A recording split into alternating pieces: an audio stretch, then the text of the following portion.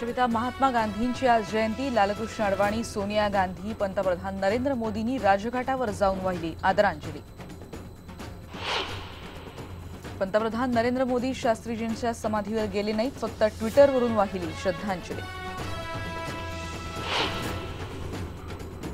मराठवाड्यात कालच्या मुसळधार पावसात ठिकठिकाणी वीज पडून 10 जणांचा मृत्यू। नांदेड जिल्ह्यातल्या 4 तर तुळजापुरातल्या 2 मृतांमध्ये समावेश। अवैध रेती उपशाविरोधात ठाणे, कल्याण, भिवंडीत धडक कारवाई, पण कारवाई होऊ नये। ठाण्यात आजही सुरू आहे बेकायदा वाळू उपसा।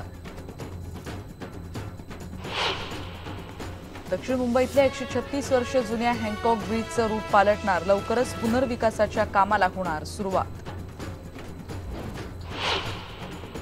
राज्यात आजपासून सेवा हमी कायदा लागू। निर्धारित वेळेत सेवा मिळाली नाही तर दोषी अधिकाऱ्यांविरोधात मागता येईल दाद। आणि आजपासून भारत दक्षिण आफ्रिका T20 सिरीजला सुरुवात। धरमशालामध्ये रंगणार पहिली मॅच।